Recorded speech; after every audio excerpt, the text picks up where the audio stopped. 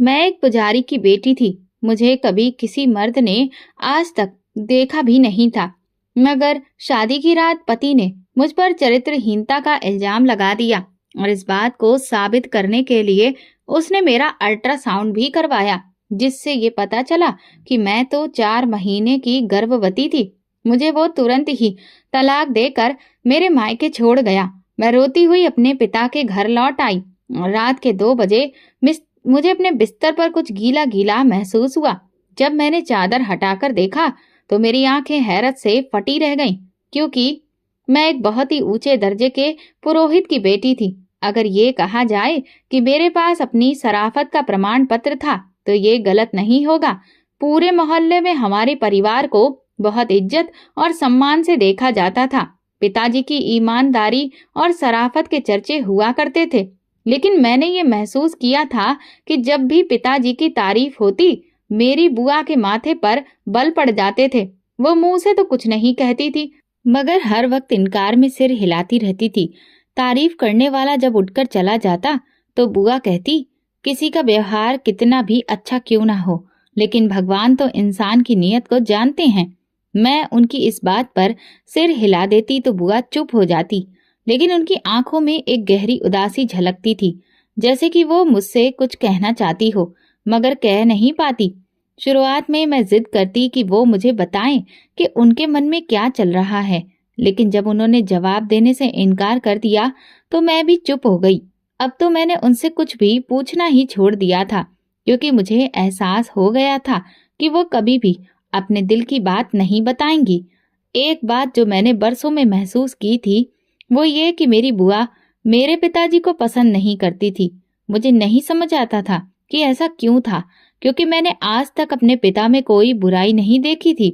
सबसे बड़ी बात ये थी कि फूफा जी के देहांत के बाद पिताजी ने पूरे गर्व के साथ अपनी विधवा बहन को अपनाया था।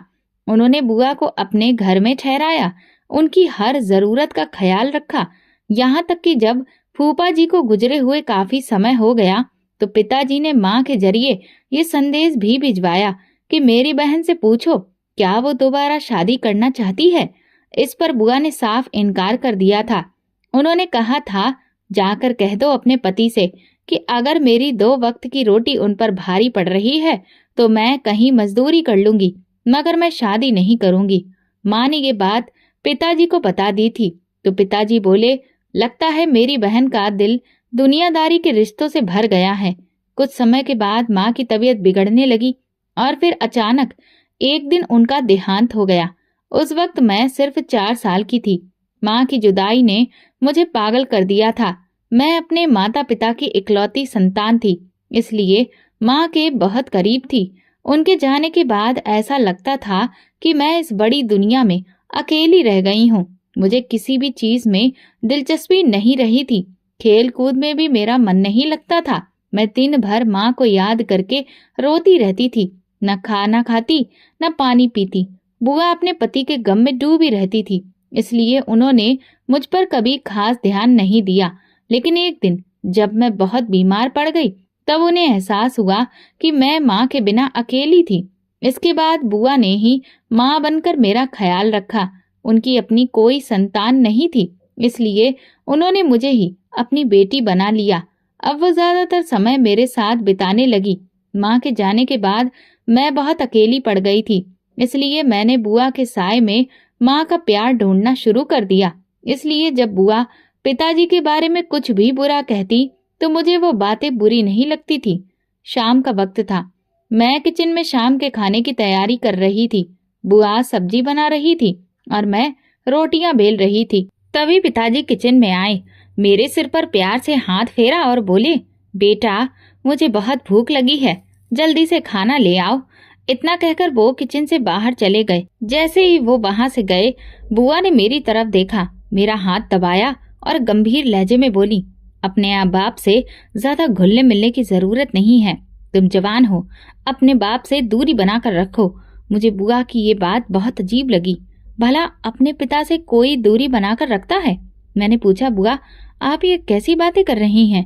वो बोली, ये जो मर्द होते हैं ना, ये बहुत ही अजीब मिट्टी के बने होते हैं। ये अपनी औलाद से माँ की तरह बेशक मोहब्बत नहीं करते, जब इनको अपनी औलाद से कोई मतलब होता है तभी ये अपनी मोहब्बत याद दिलाने लगते हैं। मैं चुप हो गई क्योंकि मेरे पास इस बात का कोई जवाब नहीं था। मैं अक्सर सोचती थी कि अब तक मुझे इन बातों का आदी हो जाना चाहिए था, क्योंकि हमारे घर का माहौल अजीब था। पिताजी बुआ से नजरें नहीं मिलाते थे।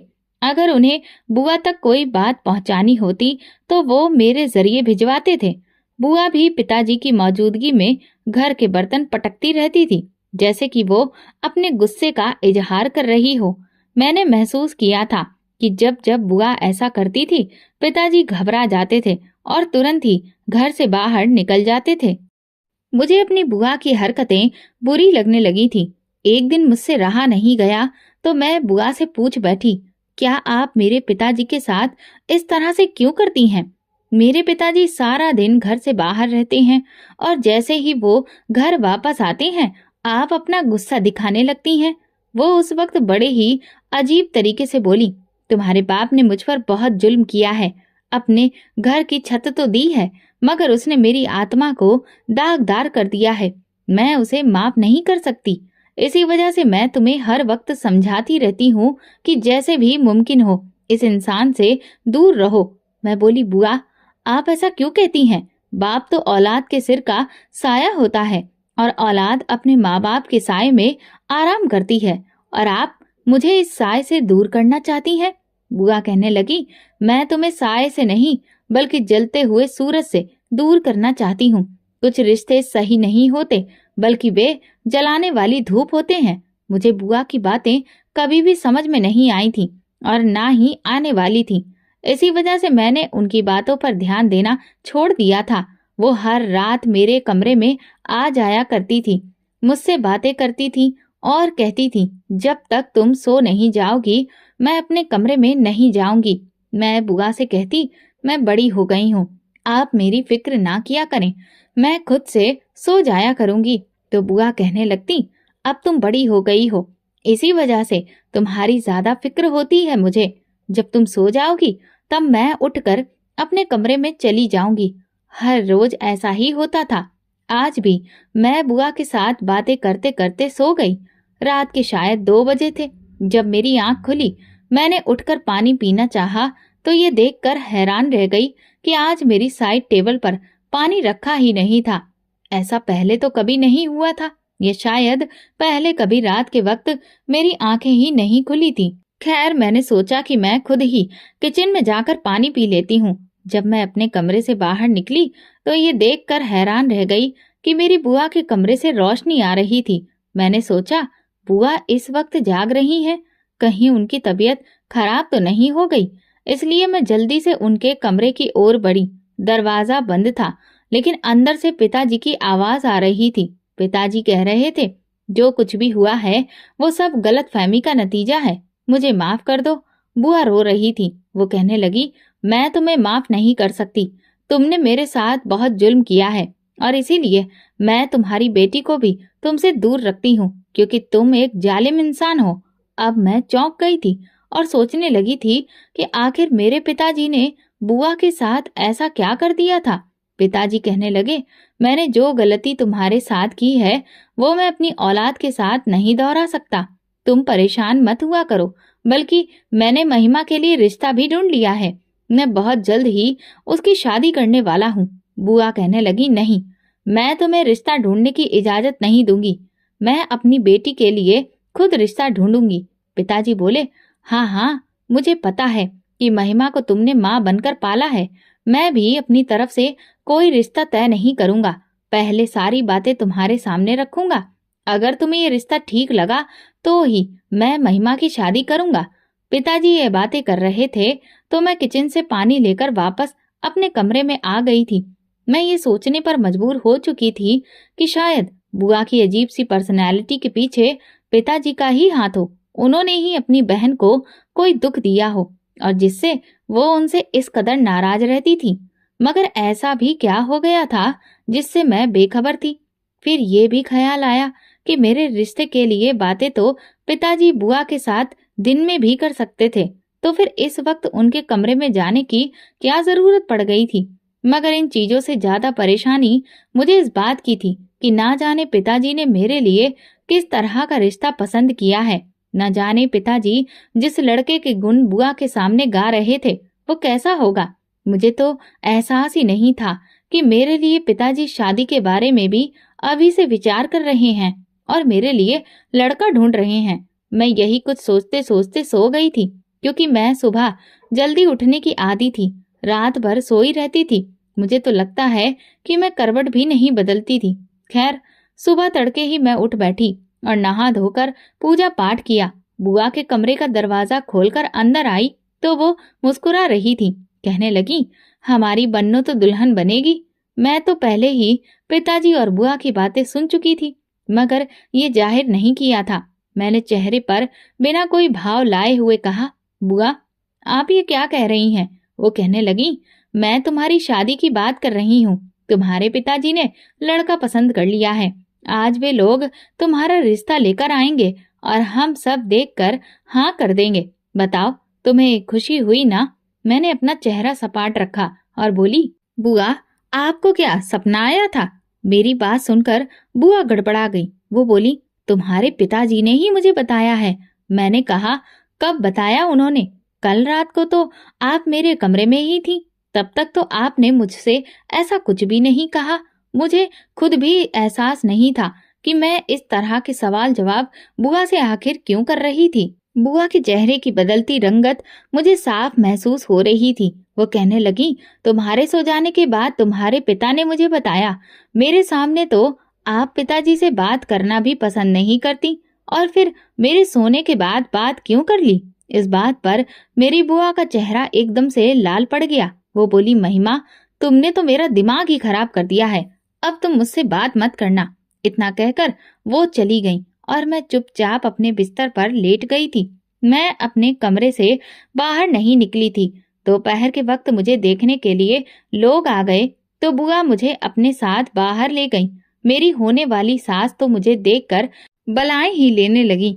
मैंने नजर बचाकर देखा तो पता चला कि मेरा होने वाला पति भी मुझे देखने के लिए आया है। हमारी नजरें मिली तो उसने मुझे मुस्कुराकर देखा। उसकी मुस्कुराहट मेरे बेकरार दिल पर जादू की तरह असर कर गई। मुझे अंदाजा हो गया था कि मैं लड़के को अच्छी लगी हूँ। थोड़ी देर मेहमानों के साथ बैठने के बाद मैं कमरे में लौट आई। मेरे लिए समीर का रिश्ता आया था। वो एक अच्छा इंसान था और मुझे पसंद आया था। अगर मेरी शादी उससे हो जाती तो मुझे किसी भी तरह का ऐतराज नहीं था। मेहमानों के जाने के बाद बुआ मेरे पास आकर बैठ गईं। उन्होंने मेरा हाथ पकड़ लिया और कहने लगी, बताओ कैसा लगा तुम्हें लड़का? तुमने उसे देखा था ना? मैंने सिर हिला दिया। बुआ कहने लगी, मैंने तुम्हारे पिता से कह दिया था कि जब तक लड़का हमारे घर पर नहीं आएगा महिमा उसे नहीं देखेगी। अगर ऐसा नहीं होता तो मैं शादी के लिए नहीं मानती। तुम्हारे पिता को मेरी जिद के आगे हार माननी पड़ी। मैं मुस्कुरा दी। सुबह जब बुआ ने मुझसे मेरी शादी के बारे में बात की थी तो मैं बहुत परेशान हो गई थी, लेकिन अब जबकि मैंने लड़के को खुद से देख लिया था तो मुझे सुकून मिल गया था। बुआ कहने लगी, हाँ बेटा, तुमने बिल्कुल सही अंदाजा लगाया। वो लड़का अच्छा है और देखने में भी ठीक लग रहा था। मैंने सिर हिलाया और बुआ के गले लग गई। उनकी आंखों में आंसू थे। वो कहने लगी, अच्छा होगा कि तुम समय पर विदा होकर अपने घर चली जाओ। इस घर से जितनी जल्दी हो सके चली जाओगी तो अच्छा ही रहेगा। बुआ की बात सुनकर मैं बोली, मेरे जाने के बाद पिताजी के जुल्म से आपको कौन बचाएगा? बुआ हंसने लगी। अब मुझे किसी से डर नहीं लगता। बुआ की आंखों में कुछ अलग ही भाव थे जिन्हें देखकर मैं डर गई। उनकी बातों का मतलब मुझे समझ में ही नहीं आ रहा था। पिताजी ने अगर तुम पर जुल्म किया है तो तुमने क्या बदला लिया? बुआ बोली, तुम इन सब बातों में मत पड़ो। मैं खुद इतनी मजबूत हूँ कि अपना बदला ले सकती हूँ। तुम अपनी शादी पर ध्यान दो और अपनी खुशियां मनाओ। मैं मुस्कुरा दी। मैंने भी सोच लिया था कि जब शादी के बाद पहली बार घर लौटूंगी तो बुआ से उनकी जिंदगी का हर राज जानने की कोशिश करूंगी। लड़के वालों ने 1 हफ्ते के अंदर शादी की तारीख तय करने के लिए कह दिया। मैं सोच रही थी कि इतनी जल्दी ये क्यों कर रहे हैं, मगर बुआ बहुत खुश थी। महिमा, लड़का बहुत अच्छा है। उसके घर वाले बहुत अच्छे हैं। जितनी जल्दी हो सके तुम विदा होकर उनके घर चली जाओ। कहीं ऐसा ना हो कि रिश्ता किसी अड़चन में पड़ जाए। मैं उनकी बातें सुनकर हैरान हो जाती और पूछती, मेरे रिश्ते में कोई अड़चन क्यों होगी? उन्होंने मुझे अपनी मर्जी से पसंद किया है, मैंने तो कोई जबरदस्ती नहीं की। बुआ कहती, तुम नहीं जानती, कभी कभी किस्मत खेल खेल जाती है। मैं उनकी बातें समझ नहीं पाती थी। मुझे कहाँ एहसास था कि मेरी किस्मत मेरे लिए कोई नया खेल रच रही थी। खैर, हम ज्यादा अमीर नहीं थे। मेरे पिताजी एक बड़े पुरोहित थे और हमारी रोजी रोटी का ही बस इंतजाम था। बुआ ने अपनी शादी के जेवर शादी के तोहफे में दे दिए थे और कुछ बेचकर मेरे लिए सामान खरीद लिया था। हमारी तरफ से शादी बहुत सादगी से हुई, लेकिन लड़के वालों ने धूमधाम से शादी करने का फैसला किया था। उन्हें हमारी आर्थिक स्थिति के बारे में पता था, इसीलिए उन्होंने कम लोगों की बारात लाने का वादा किया। शादी का दिन आ गया। मैंने अपनी सहेली का लहंगा उधार लिया और पहन लिया। मैं बहुत खूबसूरत लग रही थी, नाजुक, पतली सी और बहुत गोरी चिट्ठी। मुझे खुशी थी कि मेरी जिंदगी बदलने वाली थी। फेरों के बाद विदाई का समय आया तो मैं बुआ के गले लगकर रो पड़ी। उस वक्त मुझे अपनी माँ की बहुत याद आ रही थी। पिताजी ने मेरे सिर पर हाथ रखा और बोले, बेटा, रोने की जरूरत नहीं है। अपनी नई जिंदगी के लिए प्रार्थना करो, भगवान सब अच्छा करेगा। मैं गाड़ी में बैठ गई। मेरे पति मेरे पास बैठे थे। मेरी आंखों से आंसू गिर रहे थे तो उन्होंने मेरा हाथ पकड़ लिया। मेरे दिल की धड़कनें तेज हो गईं। हमेशा मेरी बनकर रहना, मैं उम्र भर तुम्हारा साथ दूंगा, तुम्हारी आंखों में कभी आंसू नहीं आने दूंगा। मैं बहुत परेशान थी, इसलिए मेरे पति मुझे तसल्ली देने लगे। तुमसे पहले भी माँ ने मुझे कई लड़कियों की तस्वीरें दिखाई थी, लेकिन मुझे उनमें कोई दिलचस्पी नहीं थी। मगर जब मैंने तुम्हें देखा तो मैंने सोच लिया कि तुम ही मेरी पत्नी बनोगी, तुम ही मेरे घर की रानी बनोगी। उनकी बातें सुनकर मेरा दिल सुकून में आ गया। हमारी अजनबीपन की दीवारें कुछ ही पलों में मिट गईं। मैं अपनी किस्मत पर फक्र कर रही थी कि मुझे इतना अच्छा जीवन साथी मिला है। मुझे लगने लगा कि उसकी संगत में मेरी जिंदगी बहुत खूबसूरत गुजरेगी।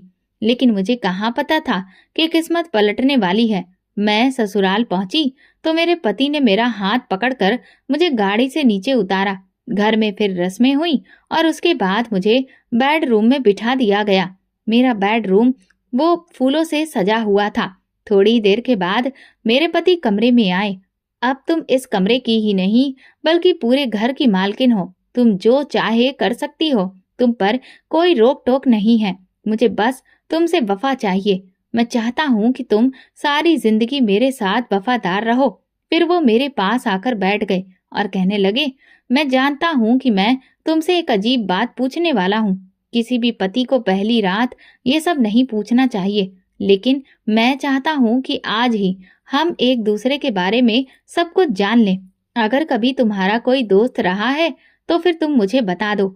मैं तुम्हारी हर बात और गलती को भूलकर तुम्हारे साथ नई जिंदगी शुरू करना चाहता हूँ। मैंने कहा, सबीर, मेरी जिंदगी में आप पहले ही मर्द हो। आपसे पहले मैंने कभी किसी मर्द की तरफ नजर उठाकर भी नहीं देखा। बात करना तो बहुत दूर की बात है। मैं उस वक्त अपने पति के साथ 100% सच बोल रही थी। मैंने कभी किसी मर्द से दोस्ती करने के बारे में सोचा भी नहीं था, मगर मुझे इस बात का एहसास था कि अगर मुझसे अतीत में कोई गलती हो जाती, कोई गुनाह हो जाता, तो मैं इसके बारे में कभी भी अपने पति को नहीं बताती, क्योंकि मुझे बहुत पहले ही समझा दिया गया था। बुआ कहती थी, अगर औरत अपनी शादी से पहले की जिंदगी में कोई गलती कर बैठी है तो ये उसका और भगवान का मामला है। कभी भी अपने गुनाह के बारे में अपने पति को नहीं बताना चाहिए। वो प्यार और भरोसे से आपके दिल की बात आपसे पूछ लेता है और फिर उम्र भर ताने देकर मारता रहता है। कभी भी मर्द के प्यार के जाल में फंसकर अपनी गलती नहीं बतानी चाहिए। हमारा जो भी गुनाह है वो हमारा और भगवान का है, उसके बारे में पति को कुछ पता नहीं होना चाहिए। मेरा पति मुस्कुरा दिया। वो कहने लगा, हाँ महिमा, मैं जानता हूँ कि तुम एक पुरोहित की बेटी हो। तुम कभी कोई गलती नहीं कर सकती। तुमसे शादी करने की भी यही वजह है कि तुम्हारा अतीत बेदाग होगा। मैं मुस्कुरा दी। मेरा पति मुझे प्यार भरी नजरों से देख रहा था। फिर वो कहने लगा, महिमा तुम कपड़े बदल कर आ जाओ, हम दोनों बैठकर बातें करेंगे, एक दूसरे की पसंद नापसंद के बारे में पूछेंगे, हम अपनी जिंदगी के बेहतरीन दिन एक दूसरे के साथ गुजारेंगे। समीर की बातें सुनकर मेरी आंखें चमक उठी थी। ऐसा लग रहा था कि मुझे जिंदगी की तमाम खुशियां मेरे हाथ में पकड़ा दी गई हैं। मैं जल्दी से आरामदायक कपड़े पहन कर आई थी। समीर मेरी तरफ मुस्कुराकर देख रहा था। वो कहने लगा, तुमने तो सुर्ख लाल रंग के कपड़े पहन लिए हैं, इसका मतलब है कि तुम्हें चटकीले रंग अच्छे लगते हैं। मैंने इनकार में सिर हिलाया और बोली, नहीं, वैसे तो मुझे लाल की जगह नीला रंग अच्छा लगता है, मगर बुआ ने कहा था कि शादी के पहले के दिनों में लाल रंग पहनना नई नवेली दुल्हन के लिए खुशियों को लेकर आता है। समीर, मैं चाहती हूँ कि आपके साथ मेरी जिंदगी खुशियों से भर जाए। समीर बोला, तुम मुझे बताओ, तुम और क्या चाहती हो? उसने मेरा हाथ पकड़ा और मुझे अपने पास बैठाया। मैं बोली, मुझे आपसे प्यार, मोहब्बत और इज्जत चाहिए। समीर मेरे साथ बातें करते हुए मुस्कुरा रहा था, मगर मैंने अचानक उसके चेहरे से मुस्कुराहट गायब होते हुए देखी। उसका चेहरा पीला पड़ गया था। उसे इस तरह से परेशान देखकर मुझे ऐसा लगा कि अब मैं सांस नहीं ले पाऊंगी। मुझे किसी अनहोनी का एहसास बड़ी शिद्दत से हुआ। मैं बिल्कुल चुप रही और गहरी नजरों से उसके चेहरे को पढ़ने लगी। अब वो ना जाने मुझ पर क्या बिजली गिराने वाला था, न जाने वो मुझे क्या बताने वाला था। समीर धीरे धीरे कहना शुरू करता है। वो बोला, तुम बहुत दुबली पतली हो, क्या तुम्हारी खुराक बहुत कम है? उसकी बात सुनकर मैं परेशान हो गई। मुझे लगा कि शायद मेरे पति को मोटी लड़कियां पसंद हैं, तो मैं बोली, जी, मैं ज्यादा कुछ नहीं खा पाती, लेकिन फिक्र ना करिए, अगर आपको मोटी लड़कियां पसंद हैं तो मैं अपनी खुराक डबल कर लूंगी और कुछ ही दिनों में मोटी हो जाऊंगी। मुझ पर खाना बहुत जल्दी असर करता है। समीर कहने लगा, अगर यही बात है तो फिर तुम अपनी शादी के समय इतनी कमजोर क्यों हो? मैं घबरा गई और इसीलिए रुक रुक कर जवाब दे रही थी। मैं बोली, ये सिर्फ इसलिए है क्योंकि मुझे लगा कि आपको शायद पतली लड़कियां पसंद हो, इसलिए मैं डाइटिंग कर रही थी। समीर बोला, अच्छा, तो अपनी डाइटिंग में कामयाब हो गई हो? मैं बोली, जी बिल्कुल। वो बोला, फिर तुम्हारा ये पेट? उसने कुछ इस अंदाज में बात की कि मेरे सामने तो आसमान नाचने लगा। मैं बोली, क्या हुआ मेरे पेट को? वो बोला, ये इस कदर बड़ा हुआ क्यों है? तुम तो बहुत स्मार्ट हो और जो लड़कियां स्मार्ट होती हैं उनके पेट उभरे नहीं होते, तुम्हारे पेट को ये क्या हुआ है? मैंने अपने पेट पर हाथ रखा। ये बिल्कुल सख्त पत्थर की तरह था। मैंने ध्यान दिया कि मैं वाकई बहुत कमजोर थी, लेकिन मेरे पूरे शरीर में जो चीज साफ तौर पर दिख रही थी वो मेरा पेट था। मुझे अच्छी तरह याद है, जब मैंने अपनी सहेली से उसकी शादी का लहंगा लेकर पहना था तो वो मेरे पेट की जगह पर टाइट हो रहा था। मैंने उससे कहा था कि ये मुझे फिट नहीं है, थोड़ा सा टाइट है। मेरी सहेली हंस दी। वो कहने लगी, अच्छा, तो तुम शादी की खुशी में मोटी हो गई हो? फिक्र ना करो। ना तो उसने इस तरफ कोई खास ध्यान दिया था और ना ही मेरा ध्यान गया था। अब मैं बहुत घबरा गई थी। मैंने समीर से कहा, फिक्र ना करें, मैं एक्सरसाइज करूंगी। मेरी आंखों में आंसू आ गए। मैंने कहा, वैसे क्यों कर रहे हैं आप? वो कहने लगे, तुम जानती हो ना कि मैं डॉक्टर हूँ, मैं चेहरे को देखकर ही बीमारी की वजह पकड़ लेता हूँ। मैंने कहा, तो फिर क्या दिक्कत है? क्या मुझे किसी तरह की कोई बीमारी हो गई है?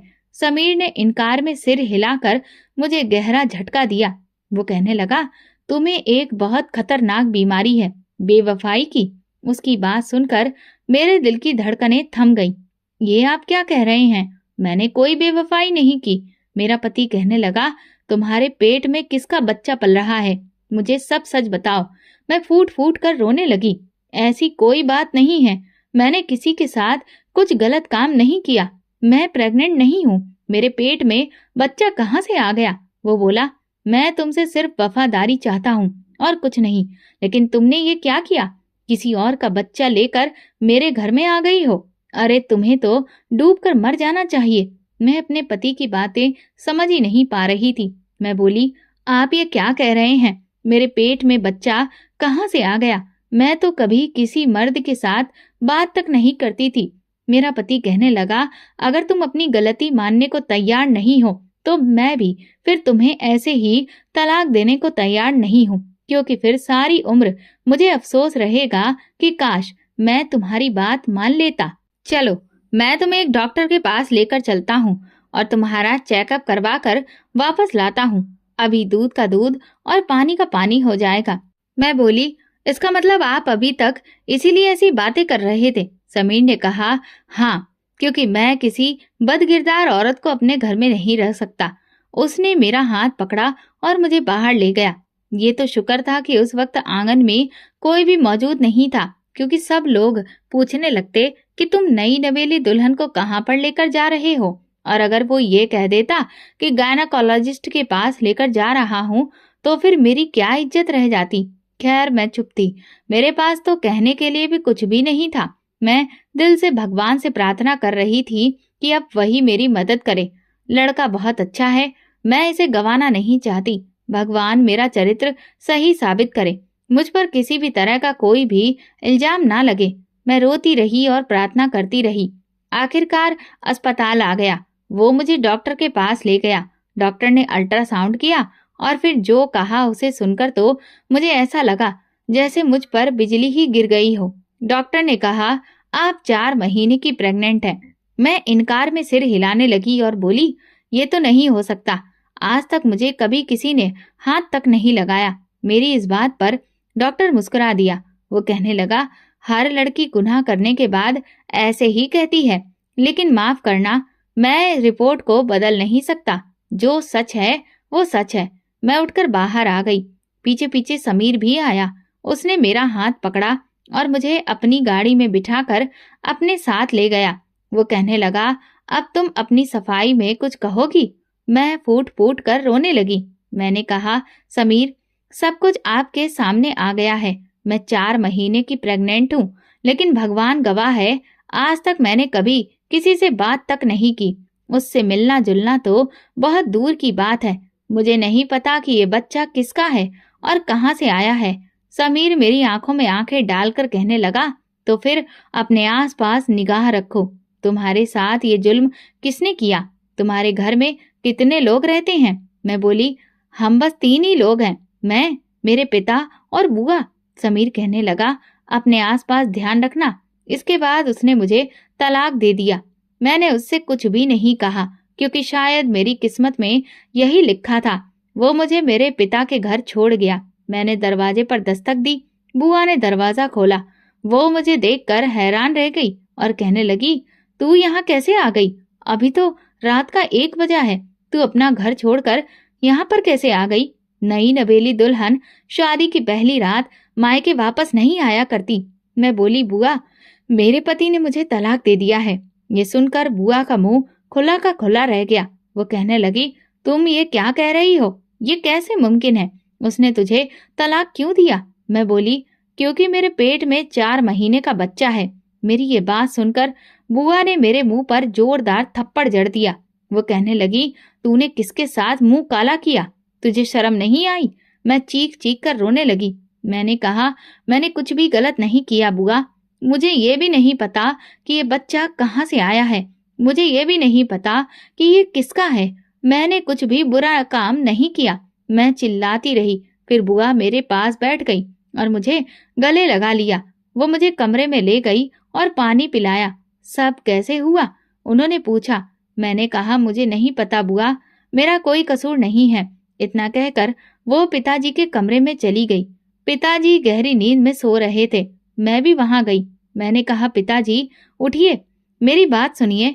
मगर पिताजी ने मेरी कोई बात नहीं सुनी। बुआ कहने लगी, बेटा, तुम्हें तो पता है ना कि तुम्हारे पिता दिन भर घर से बाहर रहते हैं, सुबह भी जल्दी उठ जाते हैं और इसीलिए रात भर गहरी नींद में सोते हैं। अब ये सुबह ही उठेंगे, तब तुम अपनी बात उन्हें बता देना। बुआ पूरी रात मेरे साथ बैठकर रोती रही। मैंने उनसे कहा कि मेरा मुजरिम मेरे सामने कब आएगा। वो बोली, तुम चिंता मत करो, जिसने तुम्हारे साथ ऐसा किया है मैं उसे ढूंढ ही लाऊंगी। तू मुझ पर भरोसा रख। सुबह बुआ पिताजी को उठाने के लिए कमरे में गईं। पिताजी उठते ही मंदिर चले गए, फिर बहुत देर बाद घर लौटे। घर आते ही कहने लगे, क्या बात है, मोहल्ले के लोग बता रहे थे कि रात को हमारे घर से रोने की आवाजें आ रही थी। कौन रो रहा था? मैं कमरे से बाहर निकल आई और कहा, पिताजी मैं रो रही थी। वो मुझे देखकर हैरान रह गए। क्या हुआ बेटी? उन्होंने पूछा। मैंने सारी बात उन्हें बता दी। पिताजी के चेहरे की रंगत उड़ गई। मैंने कहा कि इसमें मेरा कोई कसूर नहीं है। मुझे नहीं पता कि मेरे साथ ये सब किसने किया। वो चुप रहे। उन्होंने सिर झुका लिया और फिर घर से बाहर निकल गए, जबकि मैं बड़ी परेशान थी। कोई सिरा मेरे हाथ में नहीं आता था। मेरे घर में तो हम 3 लोगों के सिवा कोई नहीं था। एक मैं, पिताजी और बुआ। उनमें से किसी पर भी शक नहीं किया जा सकता था। मगर मैंने सोच लिया था कि मैं हर हाल में अपने मुजरिम तक पहुंच जाऊंगी। मैं भगवान से प्रार्थना करती थी कि जिसने भी ये सब किया है उसे बेनकाब कर दो। मैंने अपने घर के मामलों पर नजर रखना शुरू कर दिया। मैंने किसी को भी ये महसूस नहीं होने दिया था कि मैं हर चीज पर नजर रख रही हूँ। भले ही मैं अपने गम में खोई थी, मगर मुझे हर बात का एहसास था कि मेरे आसपास क्या हो रहा है। मैं सारा दिन परेशान रहती, घर में चलती फिरती रहती। पिताजी इस कदर गम में डूबे थे कि वे घर में आते ही नहीं थे। रात होती तो बुआ मेरे साथ आकर लेट जाती। वे मुझसे बातें करते हुए कहती, तुम्हारी जिंदगी में सब कुछ अच्छा होगा, तुम फिक्र ना करो, तुम्हारी परेशानियां चली जाएंगी, भगवान सब ठीक करेगा। उनकी बातों से मुझे उम्मीद मिलती और मेरी आंख लग जाती। फिर मैं सुबह 4 बजे ही सोकर उठ जाती। मैं सोने पर मजबूर हो गई थी, जैसे कि मुझ पर कोई कयामत बीत चुकी हो। गमों का पहाड़ टूट गया था। मगर मेरी रात की नींदें क्यों खराब नहीं हुई थी? मैं क्यों सारी रात इस तरह से सोई रहती थी? इसके पीछे क्या वजह थी? बुआ की मौजूदगी में मुझे क्यों नींद आ जाती थी? इसीलिए मैंने बुआ से कई बार कहा कि वो अपने कमरे में सोया करें, मगर फिर भी वे मेरे कमरे में आ जाती। जब तक मैं सो न जाती वे बाहर नहीं जाती थी। इसीलिए मैंने सोच लिया था कि इस बार मैं चालाकी करूंगी। मैं बुआ के सामने ऐसे जाहिर करूंगी कि मैं सो गई हूँ, मगर जागती रहूंगी और रात भर हर चीज पर नजर रखूंगी। रात को बुआ मेरे कमरे में आई और मुझसे बातें करने लगी। मैंने आंखें बंद कर ली और उन्हें यह दिखाया कि मैं सो गई हूँ। थोड़ी देर के बाद उन्होंने मुझे पुकारा, महिमा, मगर मैंने कोई जवाब नहीं दिया। तब वे उठकर बाहर चली गई। मैं भी अपने बिस्तर से उठकर बैठ गई और कमरे की खिड़की के पास जाकर खड़ी हो गई। अभी ज्यादा देर नहीं हुई थी कि मुझे आंगन से किसी के कूदने की आवाज सुनाई दी, जैसे कि कोई शख्स हमारे घर में आ गया हो। मैं एकदम से चौकन्नी हो गई। ये देखकर तो मेरी जान ही निकल गई थी कि मेरे घर में एक गबरू नौजवान दाखिल हो गया था। उसने इधर उधर का जायजा लिया और फिर बुआ के कमरे की तरफ चला गया। ये देखकर मेरी जान कांप गई कि कहीं वो मेरी बुआ को नुकसान ना पहुंचा दे। मैं भी दबे कदमों से वहां पहुंची। वो लड़का बुआ के कमरे में था। मैंने आगे बढ़कर खिड़की से देखा। वो लड़का बुआ के साथ बातें कर रहा था। ऐसा लगता था कि दोनों एक दूसरे को पहले से ही जानते थे। बातें करते करते उसने अचानक एक कपड़ा बुआ के सामने कर दिया, जिससे बुआ गहरी नींद में डूब गई। मेरे तो होश ही उड़ गए। न जाने वो लड़का बुआ के साथ क्या करने वाला था। तभी वो बोला, तू क्या समझती है बुढ़िया, मैं तेरी वजह से यहाँ आता हूँ। तुझे गलत लगता है। मैं तो तेरी भतीजी के लिए आता हूँ। मुझे भला तुझसे क्या दिलचस्पी होगी? हाँ ठीक है, मैं तुझसे पैसे लेकर खा लेता हूँ, तुझसे प्यार मोहब्बत की बातें भी कर लेता हूँ, मगर मेरे यहाँ आने का असली मकसद तो तेरी भतीजी है। ये बातें सुनकर मैं पत्थर की तरह जड़ हो गई थी। मैं भागती हुई अपने कमरे में दाखिल हो गई। मैंने बिस्तर पर 2 तकिए रखकर उन पर चादर डाल दी, ताकि ऐसा लगे कि वहां पर कोई सोया हुआ है। फिर मैं अटैच्ड बाथरूम में जाकर छिप गई। मैंने दरवाजे की तरफ से देखा। वो लड़का मेरे कमरे में आया। उसने शीशी निकाली, उसमें से रूमाल भिगोया और मेरे बिस्तर की चादर हटाकर मुझे सुलाने की नीयत से आगे बढ़ा। मगर जब उसने बिस्तर पर मुझे नहीं पाया तो हैरान रह गया। वहां तो सिर्फ 2 तकिए पड़े थे। उसके हाथ की बेहोशी की दवा बिस्तर पर गिर गई थी, जिससे वो गीला हो गया। लड़के ने इधर उधर मुझे तलाश करने की कोशिश की, मगर उसे समझ आ गया कि मैं जाग रही हूँ। वो घबरा गया कि कहीं मैं किसी को बता न दूं। अपनी जान बचाने के लिए वो मेरे घर से भाग गया। मैं बाथरूम में बैठी फूट फूट कर रोने लगी। हे भगवान, ये क्या हो गया? ये सब क्या था? मुझे कुछ समझ में नहीं आ रहा था। मैं बुआ के कमरे में गई और उन्हें पुकारा, मगर वे तो बेहोश पड़ी थी। पिताजी के कमरे में गई तो वो भी गहरी नींद सो रहे थे। मैं फिर वापस अपने कमरे में आई और दरवाजा बंद कर लिया और रात भर अपने कमरे से बाहर नहीं निकली। सुबह उठकर बाहर गई तो देखा कि बुआ और पिताजी जाग चुके थे। वे मंदिर के लिए निकल गए थे। मुझे देखकर बुआ कहने लगी, अरे तुम इतनी जल्दी कैसे जाग गई? मैं बोली, मैंने अपना मुजरिम ढूंढ लिया है। बुआ हैरान रह गई और बोली, कहाँ है तुम्हारा मुजरिम? बताओ मुझे। मैंने बुआ का हाथ पकड़ा और उन्हें अपने कमरे में ले गई। फिर कहा, मुझे आज आप सच बता दे, मेरे पिता ने आप पर क्या जुल्म किया था? बुआ की आंखों में आंसू आ गए। वे कहने लगी, शायद मैं तुम्हें ये बात कभी नहीं बता पाती, मगर अब क्योंकि तुम खुद एक गम से गुजर रही हो तो मैं तुम्हें सब कुछ बता देती हूँ। जवानी में मैं एक लड़के को पसंद करती थी। वो भी मुझे चाहता था और कहता था कि मैं तुमसे शादी करूंगा। मेरी माँ भी मान गई थी, मगर तुम्हारे बाप ने इस रिश्ते में अड़ंगा डाल दिया। वो कहने लगा कि मैं इस लड़के से अपनी बहन की शादी नहीं करूंगा, क्योंकि लड़का केबल का काम करता है और गलत तरीके से पैसे कमाता है। ये मेरी बहन को काली कमाई खिलाएगा। मेरे भाई ने मेरा बाहर रिश्ता नहीं होने दिया और अपने किसी पंडित दोस्त से ही मेरी शादी कर दी। वो उम्र में मुझसे 20 साल बड़ा था। मेरा पति अच्छा था, मगर मैं अपनी मोहब्बत को भुला नहीं पाई थी। शादी को कुछ ही समय बीता था कि फिर मेरा पति मर गया। ये सजा मेरे लिए बहुत बड़ी थी। ससुराल वालों ने मुझे मनहूस कहकर घर से निकाल दिया। मैं वापस अपने घर आ गई। अब मेरा भाई मुझसे नजरें चुराने लगा। उसे पता था कि ये सब उसकी वजह से ही हुआ है। अगर वो मेरी पसंद से शादी करवा देता तो आज मैं विधवा ना होती, मेरे पास मेरे पति का साथ होता। भाई मुझसे बात करने से भी डरता था। उसने अपनी पत्नी से कहा कि जाकर पूछो मेरी बहन से कि क्या वो दोबारा शादी करना चाहती है या नहीं। मैंने अपने प्रेमी का नंबर तलाश किया और उससे बात की तो उसने कह दिया कि मैं अब शादी कर चुका हूँ। मेरी जिंदगी में तुम्हारी अब कोई जगह नहीं है। मैं भी दूसरी शादी से इनकार कर दिया। उसी दिन से लेकर अब तक मुझे तुम्हारे बाप से नफरत है। मुझे डर लगता था जब वो तुमसे प्यार से पेश आता, तुम्हारे नाज उठाता, तो मुझे लगता कि वो तुम्हारी शादी किसी बड़ी उम्र के मर्द से कर देगा। तुम इनकार करोगी तो तुम्हें मेरी मोहब्बत का याद दिलाकर ऐसे तुम्हें ब्लैकमेल करेगा। मैंने तुमसे बहुत प्यार किया है बेटी, तुम्हारी हर ख्वाहिश पूरी की है। क्या तुम मेरी छोटी सी ख्वाहिश पूरी नहीं कर सकती? ये सब कहकर तुम्हें बरगलाएगा। इसी वजह से मैं नहीं चाहती थी कि तुम अपने पिता से ज्यादा घुल मिल जाओ, क्योंकि बेटियां तो अपने पिता की खातिर जान देने के लिए तैयार हो जाती हैं। तुम भी पिता की खुशी की खातिर किसी बड़ी उम्र के आदमी से शादी कर लेती और फिर मेरी तरह विधवा हो जाती। इसीलिए मैंने तुम दोनों बाप बेटी के बीच हमेशा एक लाइन खींच कर रखी थी। जब जब मैं तुम्हारे पिता की तरफ देखती थी, मेरा गम ताजा हो जाता था। मैं उसकी तरफ देखकर बर्तन पटकने लगती थी। खैर, मैंने भी सोच लिया था कि मैं इस आदमी से बदला लेकर रहूंगी। ये क्या कहता था कि मुझे मेरा पति काली कमाई खिलाएगा। मैंने भी सोच लिया था कि मैं भी एक गलत तरह के रिश्ते में बंध जाऊंगी।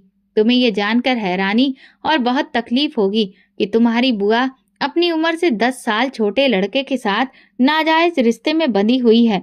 मैं हर रोज तुम्हारे पिता को और तुम्हें खाने की नींद में दवा मिला देती थी।